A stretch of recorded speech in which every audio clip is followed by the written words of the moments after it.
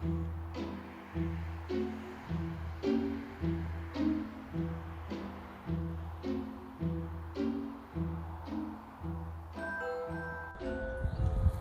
and welcome to Camp For You campsite near Wrocław in southwestern Poland. Now you may be wondering why I've got a bag over my head, or maybe you're not, but I'm going to tell you anyway. Maybe you didn't even notice.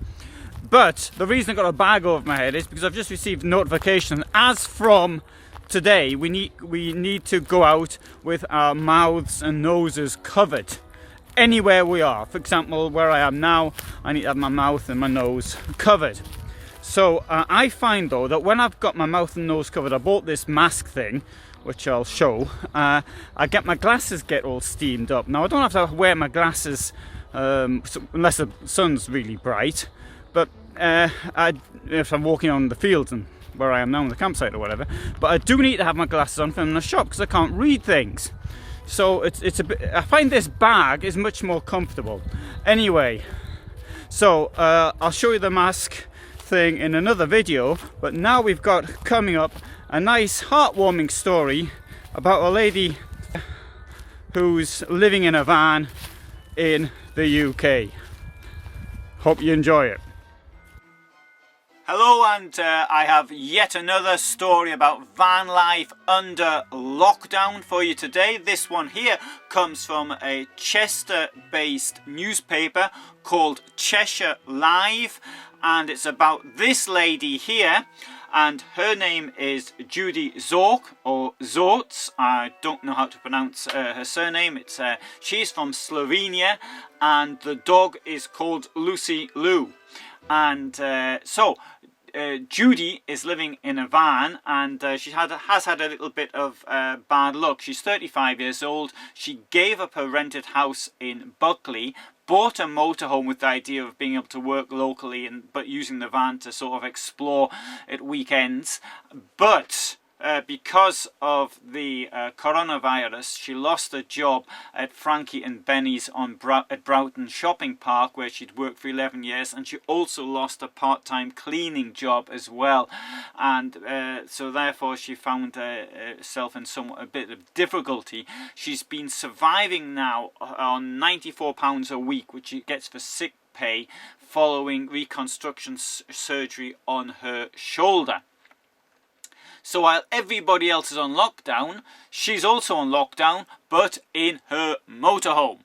And that is currently parked here, in the photographs, Eccleston Ferry. And she says her experience has been overwhelmingly positive. So thanks to all the locals there. That thanks is also coming from me. I don't know Judy. I'd never heard of her before I read this article. But it's nice to see that the locals are actually doing something for van people. And so they even brought us special treats on Easter Sunday. Judy said, one family brought me loads of chocolate eggs. The other family brought me chocolate eggs and a bottle of wine. Another couple brought me Sunday dinner with a dessert, ice cream. And she hadn't had ice cream for weeks. And after that, she managed to have a nap. So she's been living in the UK now for a number of years, and she said it was always her dream. She says, it seems so magical. You've got the Queen, and I love the people, and they're so outspoken, open-minded, polite, over-polite even. Talking about why she acquired the motorhome, she said that a year ago a dog unexpectedly died, and that's when she'd had enough. So I'm paying my bills, I'm working hard, I'm in and out in hospital, so I thought what I want to do is I want to get out and enjoy myself and see a bit of the country. So the idea was I'd still continue working, still doing everything the same, but I'd go out and see places at the weekend. She does point out, however, that it's not a lifestyle for everyone. You're on the edge, but I keep saying to everyone, as long as I'm honest and nice, people understand. So, what about negative experiences? Well, Judy says she's only had one. And that was whilst parked up at the Eccleston Ferry, a police officer alleged all sorts of weird complaints had been levelled against her, such as sitting on one of the concrete blocks in the car park. Didn't know that was illegal, but hey, maybe it isn't Cheshire.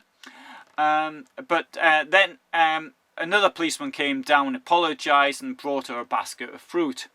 And then he came down, called her by a birth name, which is Tena, and said, oh yes, we did some checks, but we can see you're doing everything as you should be doing. And she said, yes, I am. Not only that, I'm picking up all the rubbish that the kids leave behind. She's wiping down the rails every morning and every evening as well. So she did say she felt a bit intimidated by the way the police behaved, but the police were very nice about it. Right, and she also said that Duke's security had been amazing and kept checking she was okay. So she said, I don't know what's going on. Why is everybody being so nice? Are they trying to butter me up? Right, so that does come from this magazine now, periodical, whatever, Cheshire Live, and Chester News. So, and the photographs come from them as well. So, thanks to them. And that article was originally written by David Holmes, who is the chief reporter.